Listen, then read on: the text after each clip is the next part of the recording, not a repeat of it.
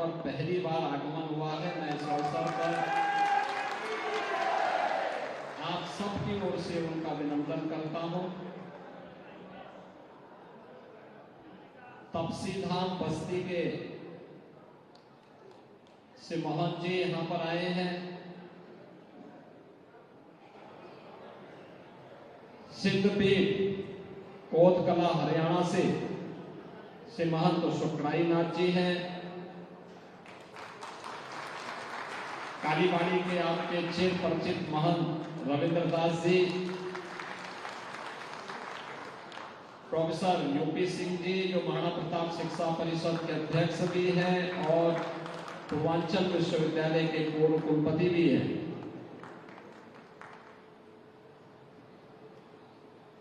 योगी कमलनाथ जी और उत्तर प्रदेश सरकार के वरिष्ठ मंत्री श्री सूर्य प्रताप शाही जी हैं। मैं सबसे पहले आप सभी को और पूरे प्रदेश वासियों को होली की हृदय से बधाई देता हूं। और मुझे बहुत अच्छा लगा कि पूरे प्रदेश में शांति और सौहार्दपूर्ण तरीके से होली का आयोजन आज संपन्न हो रहा है।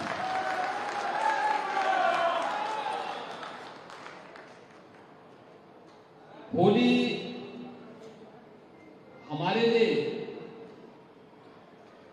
इसलिए भी महत्व रखता है, जो लोग सनातन धर्म की परंपराओं पर और सनातन धर्म पर प्रश्न उठाते हैं, उन लोगों का जवाब है होली।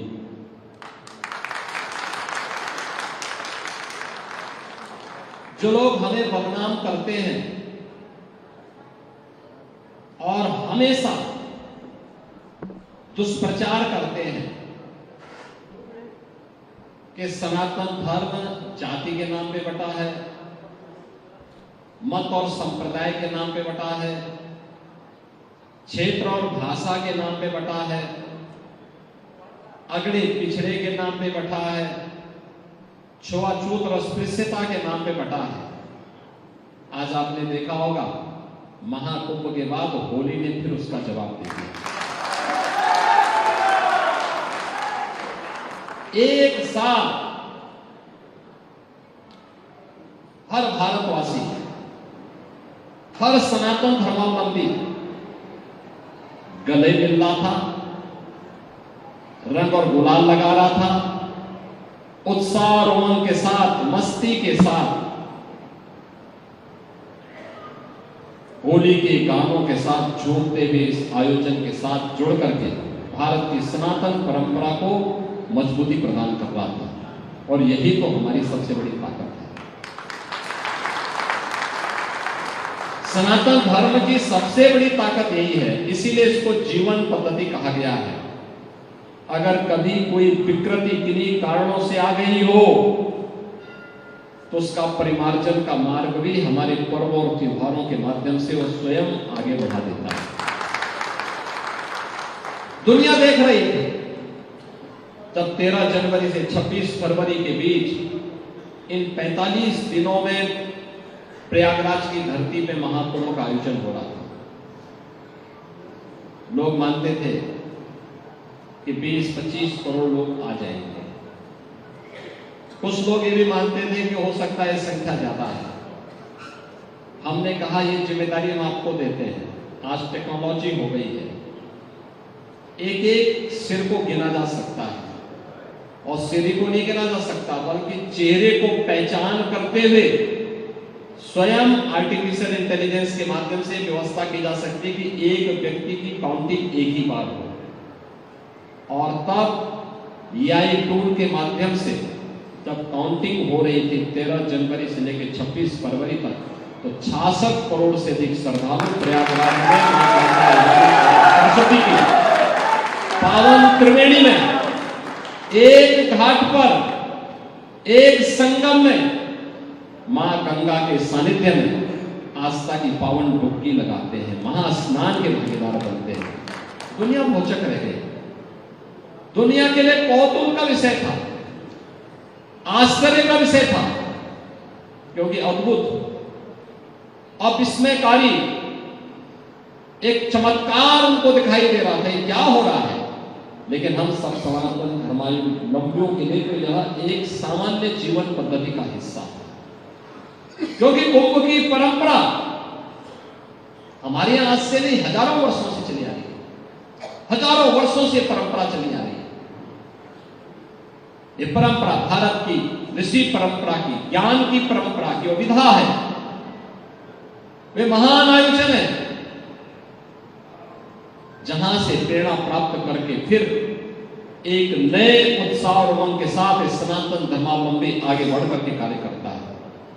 और कुंभ की वह प्रेरणा इस बार होली में फिर देखने को मिली। जो लोग कहते थे कि इतने बड़े लोग, इतने ज्यादा लोग इस आयोजन का हिस्सा बनेंगे,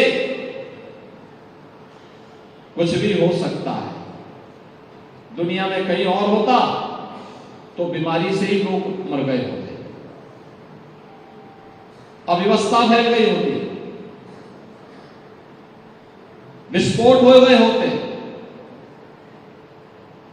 तमाम प्रकार की अव्यवस्था का शिकार होना पड़ता। लेकिन एक शहर, एक नगर, जिस नगर की कुल आबादी 25 लाख की हो, उसके बगल में मां गंगा के तट पर एक अस्थायी सिटी बसा कर, अस्थायी शहर बसा कर, और लगातार 45 दिनों तक यह आयोजन हो। लोग आते थे, श्रद्धालु आते थे, स्नान करके फिर अपने गंतव्य के लिए प्रस्थान करते थे। जो आया, मैं मानता हूं कोई भी ऐसा सनातन धर्मावलंबी नहीं होगा देश और देश के बाहर दुनिया में कहीं भी जिसके घर में गंगा जल न गया हो। महाकुंभ का गंगा जल पर भी आपने देखा होगा, इस देश के यशस्वी प्रधानमंत्री मोदी जी अभी मॉरिशस की यात्रा पे गए थे, और मॉरिशस के राष्ट्राध्यक्ष को भी उन्होंने महाकुंभ का ही गंगा जल भेज दिया। यह है सनातन आस्था के प्रति श्रद्धा का भाव, सनातन संस्कृति के बाद प्रति आस्था का भाव। और ये दोनों आयोजन एक ही संदेश दे रहे हैं, दोनों के पीछे एक ही संदेश है कि हम कोई भी हमारे में बंटवारा नहीं है। जो हमें बदनाम करते हैं, बंटवारा तो उनकी बुद्धि में है।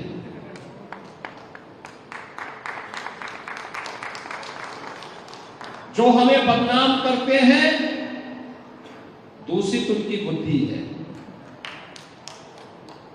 हमारी परंपरा नहीं। हमारी परंपरा तो हमें एक साथ, एक समरस होकर के, एक संगम में, महास्नान में भागीदार भी बनाती है, और होली में एक साथ रंगों के साथ खेलते हुए, झूमते हुए।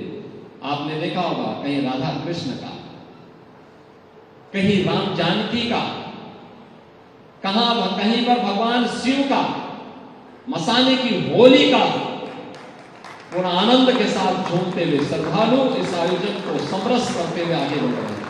ये दुनिया के अंदर कहां होगा? कहीं भी इस प्रकार के आयोजन नहीं होते हैं। और उसी आयोजन में भागीदार बनने के लिए आप गोरखपीठ में आए। मैं प्रातःकाल से यहाँ के आयोजन में भी और पूरे प्रदेश भर से रिपोर्ट ले रहा था कि भाई कहीं पे दिक्कत, कहीं पे का सब सारे लोग आनंद के साथ होली के आयोजन के साथ 25 करोड़ लोग ये स्थिति पूरे देश और दुनिया के अंदर है। जहां कहीं भी सनातन धर्मावलंबी रह रहा है, इसी श्रद्धा भाव के साथ आगे बढ़ रहा है। और बहनों और भाइयों, हम सबको इस बारे में ध्यान रखना होगा। हजारों वर्षों की विरासत, जिन्हें पर्व और त्योहारों के माध्यम से हमारे पूर्वजों ने, हमारी ऋषि परंपरा ने हमें संजो करके दिया है, इसकी मर्यादा को संभाल करके रखने की जिम्मेदारी भी हमारी वर्तमान पीढ़ी के ऊपर है। अपने पर्व और त्योहारों को किसी रूढ़िवाद का, किसी संकीर्णता का, किसी ऐसी दुष्प्रवृत्ति का शिकार नहीं बनने देना चाहिए जो आने वाली पीढ़ी और इस राष्ट्र की एकता में बाधक हो, सामाजिक एकता में बाधक हो। हमेशा इस बात का हम जरूर ध्यान में दें। और जब तक हम लोग ऋषि परंपरा की इस विरासत को इसी आस्था के साथ, इसी श्रद्धा भाव के साथ मनाते रहेंगे, दुनिया की कोई ताकत आपका बाल बांका नहीं कर कोई नहीं करता।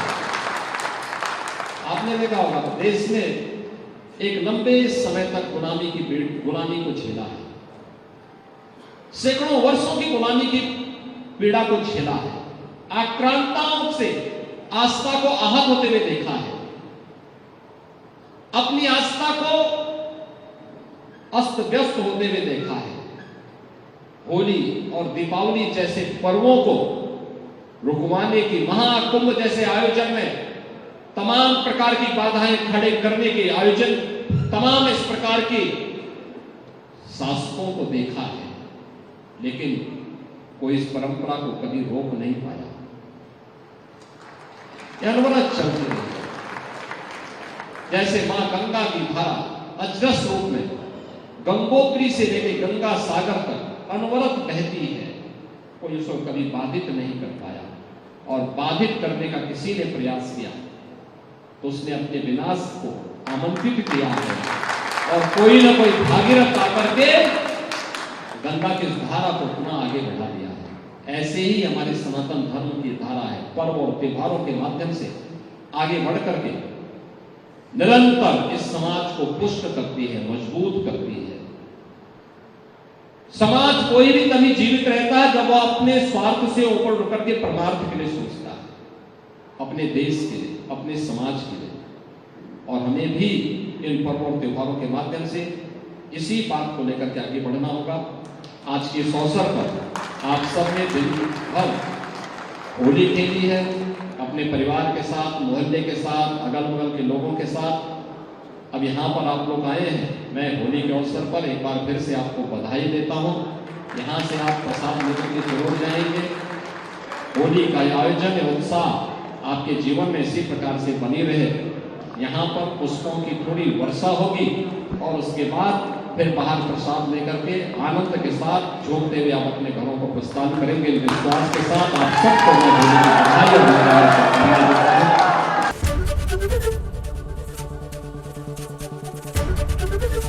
एबीपी गंगा, खबर आपकी, जुबान आपकी।